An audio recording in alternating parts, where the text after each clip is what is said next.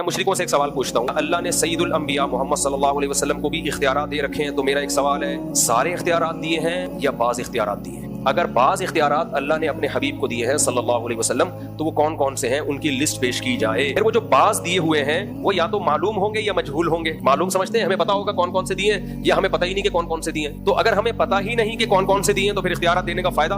भाई फिर अल्लाह ने इख्तियार दिए क्यों जब हमें बताया ही नहीं कि कौन कौन से दिए हैं? फायदा क्या हुआ? भाई किसी को विजारत दी जाती है, इख्तियारात दिए जाते हैं, तो बताया जाता है ना पब्लिक को कि देखो अब पानी पहुंचाने का इख्तियार इस विजारत के पास है, लिहाजा पानी के लिए इनसे राब्ता करो। और अगर आप कहते हैं नहीं, लिस्ट हम इसलिए पेश नहीं कर ले कि जितने इख्तियारात अल्लाह के पास हैं वो सारे के सारे अल्लाह ने अपने हबीब को भी दे रखे हैं सल्लल्लाहु अलैहि वसल्लम, तो फिर मेरा सवाल यह है कि जब अल्लाह ने अपने हबीब सल्लल्लाहु अलैहि वसल्लम को भी सारे इख्तियारात दे दिए, औलाद देने का भी, रोजी देने का भी, मुलाजमत देने का भी, किश्ती पार लगाने का भी, तो फिर किन चीजों में हम अल्लाह से दुआ मांगे और किन चीजों में अल्लाह के हबीब से? फिर अगर कोई अल्लाह से कभी दुआ मांगे ही नहीं कि सारी जिंदगी नबी से ही दुआ मांगता रहे, तो कोई गुनाह होगा कि नहीं होगा? क्योंकि जब सारे ही अल्लाह ने दे रखे तो भाई फिर उधर मांगो इधर मांगो बराबर है। ईसाई इसलिए तो कंफ्यूज है।